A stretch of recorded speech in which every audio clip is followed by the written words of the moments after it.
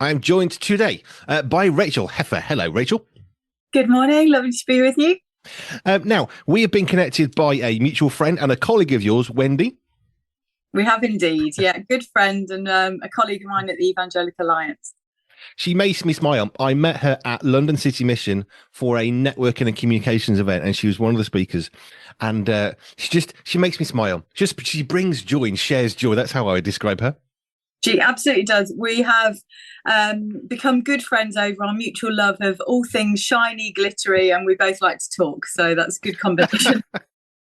You should do a podcast. That'd be really cool. You're just talking away. Right. So we're here to talk a little bit about what you're doing. Let's just start with the EA and we'll come back to that as well. But just because I've spoken to Phil recently, who shared a little bit about the EA. But what's the Evangelical Alliance from your perspective for people who think, yeah, I still don't know what it is?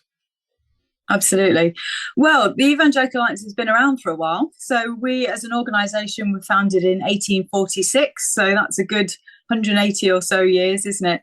And we are basically a unity organisation. So what our heart is really to work together, serving the evangelical Christian church across the UK. And as our strapline says, together make Jesus known. So I don't know about you, I love working in partnership. I think it shows kingdom values, doesn't it?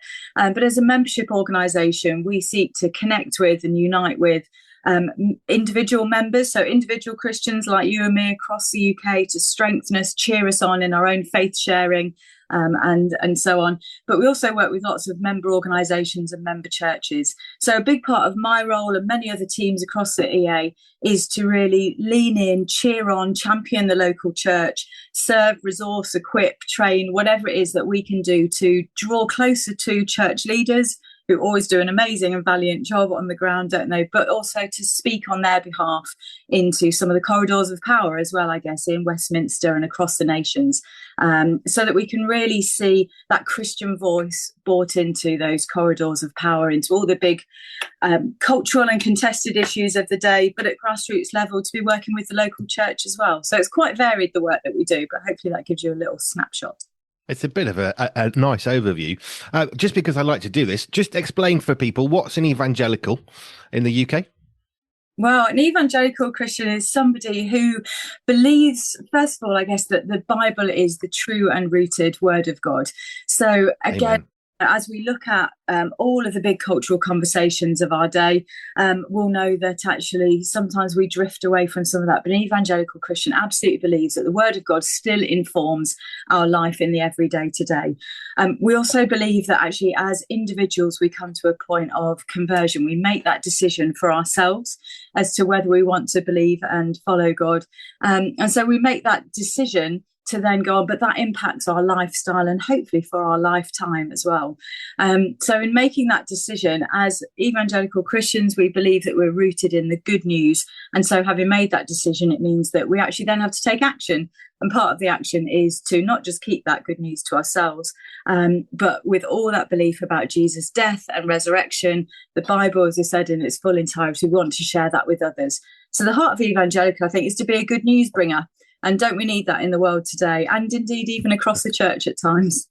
Yeah, I think so. I've worked for the church for a time and it's quite hard sometimes to motivate people, but it gets easier at Easter and it gets easier at Christmas because those are two big events where people who don't know church necessarily, 2, 3, 4 generations, will suddenly automatically got to go to church. They may not even understand perhaps the real reasons why, but they're drawn to it. And it's easier at these bigger events to get people rallied in the churches who, okay, let's put some better flowers out. Let's really look at the candles that are dripping everywhere. Let's clean things up. And all of a sudden, because we know we are more on display, all of us, we want to do more. But actually, we're always on display as Christians, aren't we?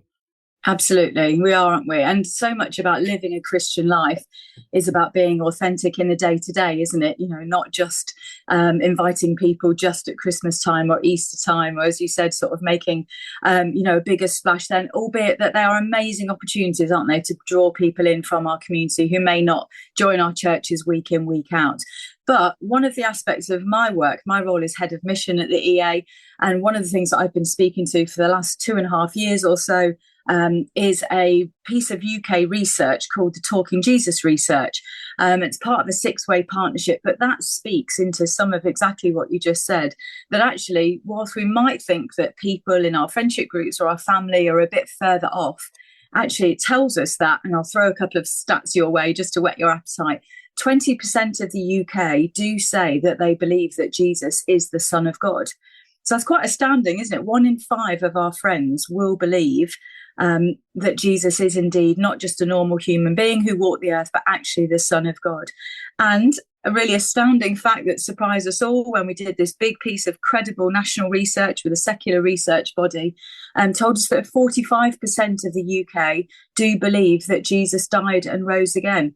So I don't know about you, that really shocked me when that came out. 45% of the UK would say that they believe in the resurrection. So just as you said there, actually, people are not coming necessarily cold if they do join us at Christmas time or Easter, but actually maybe in terms of their own spirituality and what's bubbling up, and indeed the questions that they're asking, which we also went on to find out. It's a great opportunity, isn't it, to draw alongside, invite them, and who knows what God might do in those moments where they encounter us as Christians, but also come into church buildings. Or indeed, dare I say, we encounter them on the street, singing carols, sharing mulled wine and mince pies, whatever, but sharing the love of Jesus, with good news at Christmas time or Easter, as you said. So there's loads of opportunity for us, isn't there? There really is, and they are big stats, though, aren't they? 45% of people believe that Jesus died and rose again is a huge stat. That means that every other person that we meet, actually, in a sense, is already ready to have a conversation about God, either because they already are in love with Jesus Christ for the first time, or because maybe it's the second time for them, or it'll be the final time before glory. But people actually are hungry, and I think we carry back, don't we? Maybe it's a partly British thing, I don't know. We hold back because we don't want to offend anybody, but actually, this is really good news that we've got to share. It's really good news. And I think one of the problems has been, maybe for us as individual Christians, but also as the church, is that, and I don't know whether you'd agree with me here, but I think the media has played such a negative part in making us as individual Christians over the last few decades actually retreat and to shrink back. As the UK church, as maybe further afield, because it's told us that, if you speak about your faith, if you share Jesus, if you talk of your experience, people won't want to know. They'll shut you down. They might even sort of not want to be friends. Actually, what the research tells us is altogether a different story. So again, sharing a few of the stats with you, 53% of the UK tell us that they do know a practicing Christian. So somebody who attends a worshiping community and would say that they read the Bible and that they pray at least weekly. So 53% of people know us, but this is the really good news bit. When they went on, we asked them, if you were to describe that Christian that you know, how would you describe them? What adjectives would you use? Now, I don't know what you'd say, Andy, but most of us would think it's going to be, negative, narrow-minded, homophobic, whatever it is. Actually, top 4 stats that came out, they think we're good-humoured, we're generous, we're friendly, we're caring. And those were the top 4 stats that came out. They also went on to say that we're hopeful, that we're authentic, that we're peaceful. And when I've been speaking to this Talking Jesus research, which is all free to have a look at or download, talkingjesus.org, but with church leaders, with individual Christians, you can imagine it makes us sit up and kind of go, oh, really? That's what they think of me? We went on to ask what people's reflections were of the church as a church body, as an institution. They weren't quite as positive, dare I say. 26% of the UK said that they thought the church could be narrow-minded. Similarly, 26% said that they felt the church could be hypocritical, but 22% said that they felt the church could be friendly and caring. So it certainly wasn't all bad news. But it shows us maybe that people's perception sometimes of the church, from either just perception or from heartache or hurt that's come from the past, actually sometimes there's a bigger barrier, dare I say, for them to come into our church buildings. But what it does tell us is that as an individual, for the friends that God has put around me, for the family that I'm in, actually, if they know us, they mainly know us. We went on to ask, if you think of the practicing Christian, who are they? We're predominantly a friend. 35% of people said the Christian they think of is a friend, closely followed by a family member. So I think what it tells us is that in the current context, actually, the media has fed us a lot of lies. People don't want to shut us down. They are more open than we think. And actually, if they know us, they like us. If they like us, hopefully they trust us. And actually, if then we dare to share something of our faith, even if they don't agree, hopefully they have a respect or even an interest. So people are, as you said, much more open than we think, I feel. I shared this a little bit with Phil, but there was a piece of research done by the Church of England, maybe in the early 90s. How do people come to faith was one element of that. And it was such a clarity of it's friendships, it's people, not the church. Yes, some people will walk into a church and they'll meet God, and that's wonderful. And we should actively encourage and enable that. But it's not the majority. The majority of people come to Christian faith through their friends. And actually, the research you're doing is just backing up information that was gathered 30 years ago. And I imagine if we did a thing from 1,000 years ago, it's not going to change. It's personal relationships that are so more valuable. Absolutely. And I think even more so over the last few years, I don't know if you'd agree, we've been through a lot, haven't we? You only go back to, of course, March 2020, which will be forever etched in our memories of our generation now, that, going through a global pandemic and shrinking back into our boxes during lockdown at home and so on. And actually, I don't know about you, but I craved those friendships. We survived family life. I'm married. I've got 2 teenage boys. But I really missed my friends. And I think actually coming through that, whilst many of us enjoyed sometimes some of the quieter elements of lockdown and so on, but for a lot of people, I think absolutely, as you said, it made us realise that we are so wired for relationship, aren't we? And I've certainly seen amongst my friends, as we've rehabilitated ourselves coming out of COVID and the pandemic. But then if you recall, we went into, the death of the Queen, the threat of war, the ongoing threat of war, cost of living crisis. Certainly, as I'm sure Phil might have spoken to as well, an epidemic of loneliness. And again, all that we see amongst, aspects of well-being and anxiety and so on. Just as you said, I think we're wired for relationship. Friendship is so important, isn't it? And in this big old journey of us believing in the Great Commission, passionately wanting to share just nuggets of our faith that might connect with somebody's life or heart, believing that God will do the rest. We don't need to say it all in one go. But I've certainly seen amongst my friendships as well, people are asking big questions. They're searching, they're sometimes wanting answers, and are much more open to things of spirituality and even faith, because we've been through a lot. And I think it's unsettled us somewhat. But God knows what he's doing. It wasn't a surprise to him, was it? So I think as Christians and as the church, we need to just ask ourselves, God, how can we be used alongside our friends, our family members, particularly at times of celebration like Christmas when we gather together and so on, and indeed across the year. Those, I suppose, the high days and holidays thing, they are important because, I work for an Anglican church. It was huge. It was quite imposing as a building, but we get 800 people coming to, Christmas services. And when we first year, I saw all the plans of all the services that were coming with the guides and the brownies and whatever else groups, it was every day there was stuff going on, and people need something to look to. And the thing is, and this research is so exciting. Yeah, the church can be a good thing. The Christians, that's the, I suppose, the engine room of the faith. And that's why the Christian faith has continued to grow for 2,000 years and beyond, because it's not about an institution or a building. It's about people. Yeah. And people tell stories, and that's the oral testament. I was fascinated. The Old Testament, the Oral Testament, and the New Testament. And I remember being in theology at A-level thinking, you what now? But this is when they tell stories, because that's what we're good at. And actually being a Christian, it's telling the story of God in our life.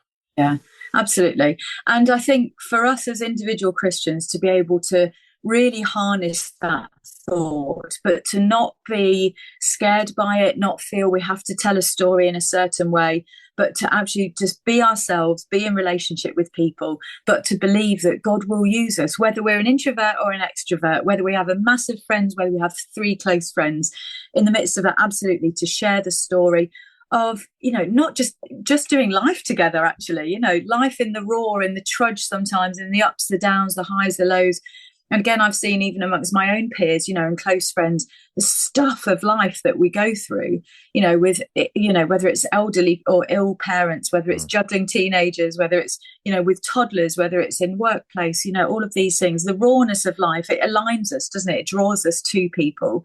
And yet, as you're saying, I think to be prayerful, to be intentional, to want our friends to draw closer to Jesus and to pray that actually God might bring about opportunities. It can be really powerful, can't it? And I've had opportunities, some that I've missed, and I've thought, I should say something or share something of how God answered that prayer in my life, because that connects with what I was talking about on a walk with a friend, and I haven't. But equally, I've found over the last couple of years that I've challenged myself to just be that little bit bolder, a little bit braver. And a phrase that I've coined for myself, to be honest, is, what's the worst that can happen? One of the pieces of research tells us that one of the big questions that people are asking, in fact, the top question, that when we listed a load of questions through the Talking Jesus research and said, which of these questions might be top of your radar? And we found this, that the top answer, 19% of the UK were asking, will everything be okay? It was closely followed by, what will make me happy? What should I do with my life, particularly for the 18 to 24s bracket? Everyone across all age demographics were asking, what happens when you die? Again, not surprising, an age-old question that we all ask ourselves. But fascinating, I think, that most people were asking, will everything be okay? So I think absolutely, against the backdrop of what you just said, people have got big questions. They're searching, sometimes from places of pain, not always, lots of good stuff to enjoy in our lives as well, aren't there? But again, how do we as friends draw close to people? And when they ask, will everything be okay? How do we share something of hope and light and truth into those situations?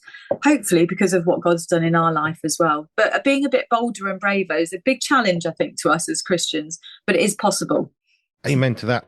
Let's go back in time a little bit. You're working for a Christian organization. You're clearly talking about God and Jesus personally within your own life. So what's your story of faith? What was your upbringing? Where did church fit into your life? Yeah, thanks. So my story was, I grew up in Leicester, which was, I was part of a church there that was inner city, very multicultural. Leicester. So I love the fact that there was all the diversity of both, ethnicity and people sort of growing up on my doorstep, which has in part led into some of our work that we do with EA, again, looking to encourage churches to be intercultural and to be reflective of people on their doorstep. But I grew up in a Christian family. My parents were very embedded and involved in our church. So I was very blessed to have, all of that kind of the Sunday school and the youth group and lots of good friends, which I guess as a teenager kept me connected to church, because it's often friendships, isn't it, as well as the input of youth leaders or youth mentors. And I was very blessed in that context.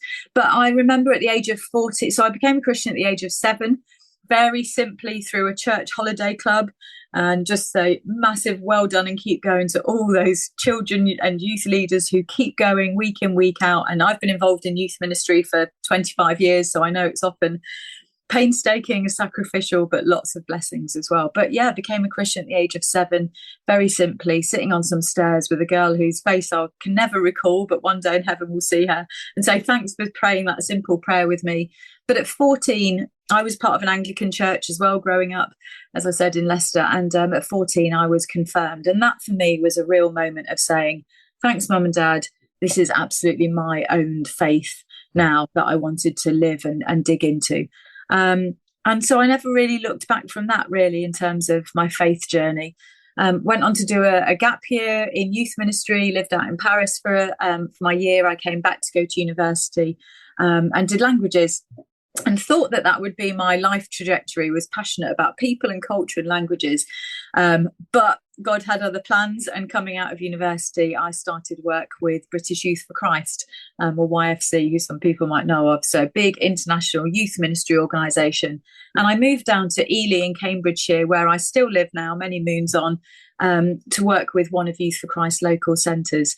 I went on to then do 10 years, 14 years actually, all in with British Youth for Christ, 5 years with the Diocese of Ely, all of that in youth ministry, really sort of wanting to equip and serve and encourage the church, particularly digging into sharing the gospel with young people. So I suppose in terms of my faith journey, very fortunate looking back to have had many different people, children's, Sunday school, youth workers and so on, investing in me. And as a result, praise God, I came to faith myself. And I'm still involved in lots of youth ministry now, again, believing that, and again, as the research tells us, many more people become Christians when they're young. So it's so important, isn't it, as churches, to really dig into our toddler, children's youth ministry. And that's part of my passion still today.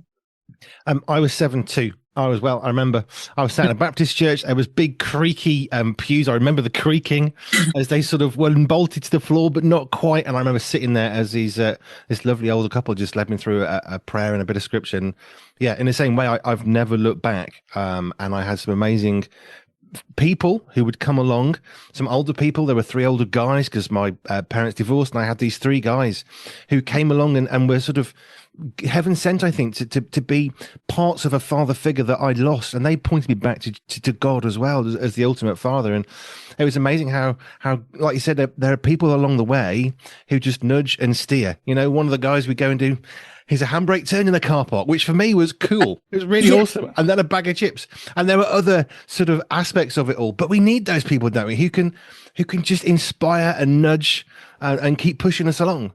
Yeah. And doesn't it show, again, the simplicity and yet the impact of those relationships? And I'm absolutely passionate about that. In our church here in Ely, go to a Baptist church as well, and we have a whole network of, we're not a huge church, but we have a network of about a dozen to 15 sort of teenagers and a network of youth mentors. And they are simply people just as you've described, people that when our young people become 13, we ask them and their parents, would they like somebody alongside to journey with them, to be that trusted, through all the safeguarding rules and regs, but that trusted individual alongside them, to just be interested, just be prayerful, just do the handbrake turns or the McDonald's milkshake or whatever it might be. But to have that impact. And again, harping back to some of those, the Talking Jesus stats, again, one of the questions that we asked people was, if you've had a conversation with a Christian, young or old, what do you remember from that conversation? And what came out was that the top answer was that people remember, first of all, that person being interested in them, to ask them what their thoughts were, what their beliefs were, and so on. And then that they next remember that person went on to share something of their own faith journey. So I only mention that to say, isn't that powerful? Actually draw alongside people just as those individuals did with you. And I similarly had 2 women who I just thought, when I was 15, 16, I thought they were my cool older friends. They were sort of late 20s into their 30s. I look back now and think, just as you had, they were very intentional. They were very friendly. They were very caring. They were with me on the journey. But they absolutely were mentoring me, not that I knew that at the time. And their impact on my life was significant. And they asked me, as that research tells, they asked me part of, what my beliefs were and how my life was, and, and guided me into a faith journey before I then went on to ask them. And so, again, coming back to that dynamic of friendship and intergenerational relationships as well, what an opportunity we have as the church, don't we, being across all ages, to actually have that amazing dynamic, particularly with young people, of nurturing them through. And by the sounds of it, those guys had a massive impact on your life, just as in the very simple, the normal, the everyday, but that authentic living of Christians who cared about me had a huge impact on my life. So I kind of figure that anyone can do that. We don't make it a massive big thing, do we? But just showing that care, prayer, and leaning in to other people, not just the young as well, but actually that can really show Jesus at work and be massively transformational in people's lives. So very doable. We just need to get on and do it, don't we? The simple and the authentic is so powerful, isn't it? It's wonderful. Yeah, absolutely. I think it's what people are craving, isn't it? In a culture of so much distrust as well, particularly when we look at hierarchies, the political sphere, or even the monarchy, or leaders in our context and our culture.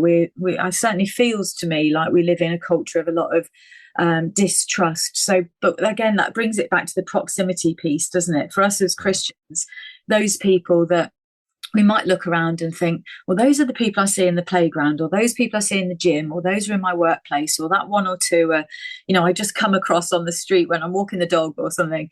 Actually, what might God bring out of those opportunities? Because people might trust us more in those closer spheres of influence.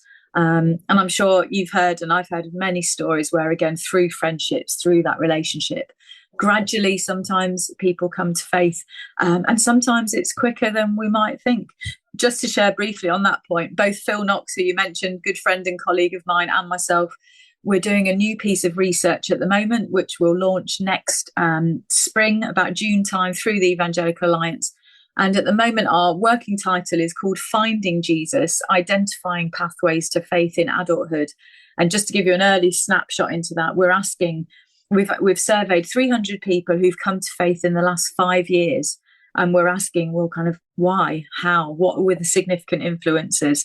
And again, seeing some of the early insights, we're seeing that actually for some people, the faith journey has been within a year, which surprised me, actually, but again, friendship is key, prayer is key, and lots of other insights, which I won't share with you now, but do look out for that research that comes out maybe at some time in the spring, because that would help inform us again, what's working and how is God meeting people in this day and season. I got very excited by the title of that. I'm looking forward to that quite a bit. Right, let's just bring it on a little in time then. You're talking about your working with EA. How did you find yourself one morning walking into the office thinking, oh, I'm head of missions at EA? How did that happen? Good question. So it came about because at the time just prior to working with the EA, I was working with the Diocese of Ely in the mission team. My role was a youth advisor, so very much connected with the breadth of church across mainly the Church of England, but working in lots of partnerships ecumenically as well, which was great. But sensing, as we do, don't we sometimes, just that stirring of God kind of calling me on. I'd been there nearly 5 years. And again, it comes back to relationships. In part of my, I guess, how I do my sort of sensing, leaning in, praying, trying to listen to God, was actually having a few conversations with people. And one of those conversations that I had, just kind of sensing where to go next, was with our now CEO, Gavin Calver, who's at the EA, who was a long-term friend and ministry colleague through our time back at Youth for Christ. And to cut a long story short, it was really in conversation with him and with others, me really praying, God, where would you have me go now as a next sort of ministry move, praying into that over a period of time, and just sort of seeing what doors would open, really. And it felt quite obvious over a period of months, really, that I should throw my hat in for one of the mission jobs at the Evangelical Alliance, which I did do. But it was a step of faith at a time when actually what I went in for was a shorter term role. It was a maternity leave job, actually, to which I said to Gavin, why would I go for a maternity leave job? I'm looking for a long-term ministry move. But do you know what? I can only say that the call of that stirring of the Spirit was so strong that I just thought, okay, I'm going to trust you, Lord, that this is the right thing. Went for an interview, went through the whole process, and got the job. And it just, had the markings of the Spirit all over it, that kind of ping, ping, ping, this just feels totally right. So I joined the mission team of the EA. And again, to fast forward a little bit of that time, I oversaw a lot of our evangelism resources and partnerships. Again, love working in mission partnerships across the breadth of the evangelical church. And when Gavin became our CEO in October 2019, I then took on the role as head of mission. And yes, so that's been 6.5 years or so again to this point in time. Okay, wow.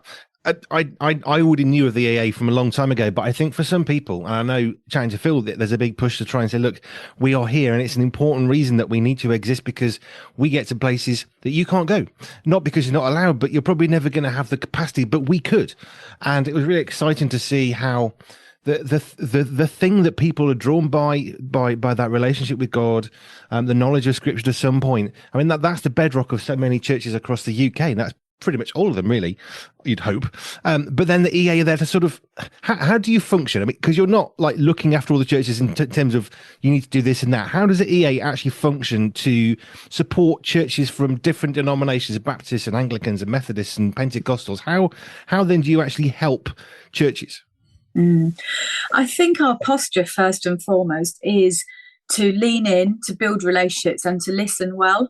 I see a big part of my role in the mission team, and did particularly through the pandemic and still now, is to really be engaging with leaders, picking up on points of need. We do lots of roundtable conversations where we draw leaders in from all different spheres, whether we're talking around mental health, it could be around evangelism, it could be around sexuality, just over the course of the year, whether it's online webinars, roundtables and so on. There are lots of points of connection, of conversation, where we're rarely the experts in the room, but we can often draw leaders together and bring in experts that help, really, again, listen, but delve into some of these tricky and contentious subjects.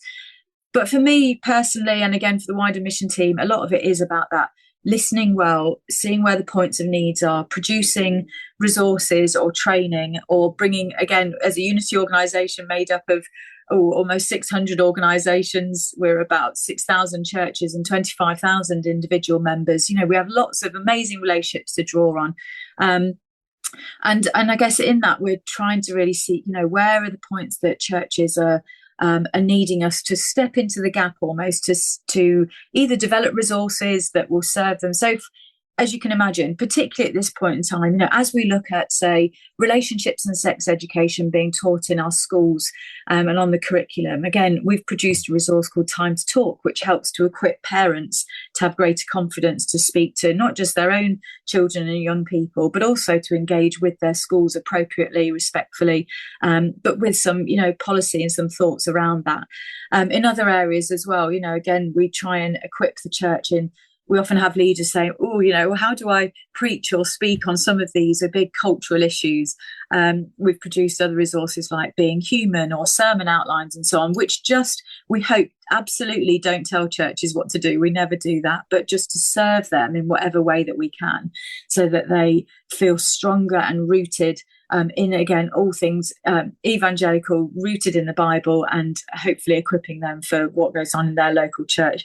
Big part of my role would also be to work with those who do lead toddler groups or children's youth ministry, family discipleship, or indeed seniors ministry, and to journey with a lot of leaders in various different networks and pockets that we help host and work in partnership with others with. But again, in those situations, to be saying, how do we really keep the main thing the main thing?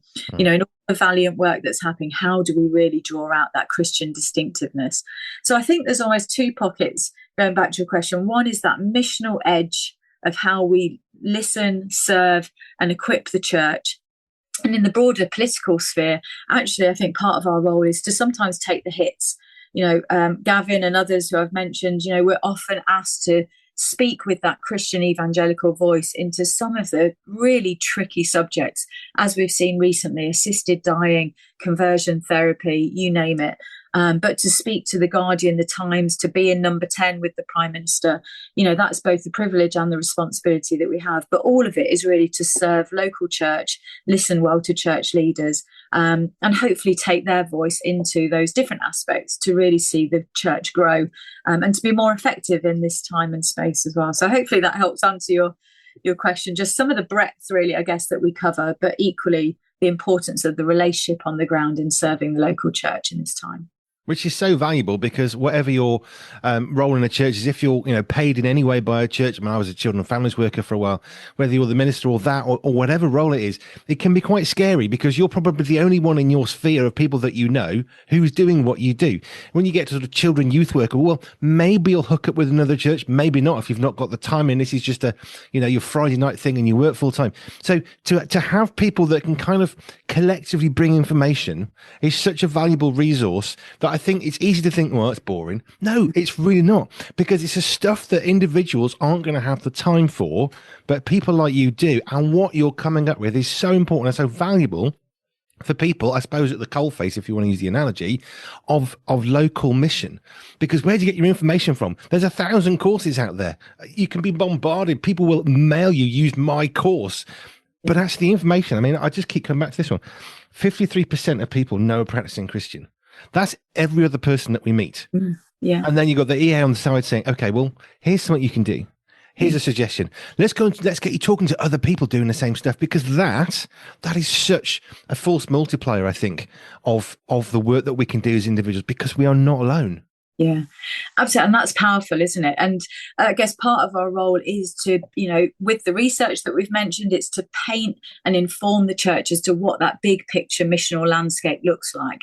But all of that is only to serve the local church at grassroots level, in your church, in mine, in your friendship group, in mine. What does it actually look like on the ground?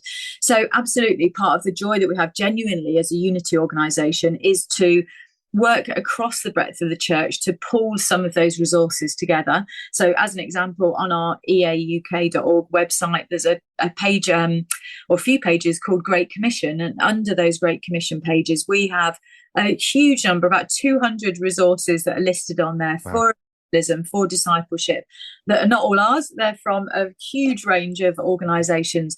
And the aim of that is to be, exactly as you said, a bit of a one-stop shop that people can go, and whether it's different seasons that they want resources for, whether it's around evangelism itself or training, they can go there. So absolutely, part of our heart is to almost be, the table upon which there's loads of resources that people can come and look and find. And we love working in partnership for exactly that reason, because we are stronger together, aren't we? And we're not precious. We love to give it all away. But I think you're right. The information, I think, that we see at that big picture level, I hope that when myself or others, because we almost have that bit of a bird's eye view, and that only comes from, as we were saying, engaging with leaders all around the UK. We have offices and work that goes on in Wales, Northern Ireland, Scotland, the north of England. The total privilege to be leaning into leaders like that and saying, what's happening on your patch? Where are you seeing God at work here? And to put all of that together is a real joy to, in some circumstances, as I'm sure we meet many weary church leaders who are doing amazingly valiant jobs, serving the church, all the pastoral issues, dealing with these big cultural conversations, speaking into the midst of that. But to be able to go, as I did, even in Hull, which is where I believe you live as well, but where other people, all around the country, to be able to say to people, yes, but what I'm seeing and hearing is God is doing this here, and in the north he's doing this, and in the southwest he's doing this, and to put all of that together, I think, against where sometimes we as the church can feel divided, demoralised, certainly tired for all that we're doing, actually to be able to share from an EA broader perspective, myself and other colleagues, some of that, hopefully the good news, the encouragement of where we see God at work. I really hope and pray that it just goes to encourage people to keep going, because that's what we need to do, isn't it? Taking rest at times as well. But in the midst of that, just knowing that God is powerfully at work. And people are, going back to what we were saying earlier, people outside the church are really open to hear that as well. It's true. It really, really is true. And we step back at our peril, because we should be stepping forwards with the good news, because we are the answer, not us, but the good news. That is the answer to every issue and every problem in life. There is a biblical or a God type response of peace and hope. How can people get in touch with what you're doing, especially this the Talking Jesus research? Is that, I guess it's on the EA, but I don't know if it's got a separate thing. But how do people engage with some of this material? Yeah, well, if people would love to know more of those UK snapshots and some of the research, that's all free and accessible to download on talkingjesus.org.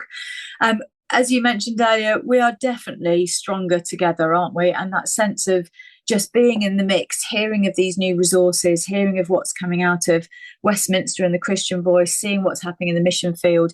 Yeah, if any listeners are interested, we would love to invite you to join us as an individual member of the EA. That's the best possible way to hear of what we're doing, what's coming out, how we can serve the church. So it's just £3 a month. So it's less than the price of a coffee, really, isn't it? But people can join us, eauk.org/join us.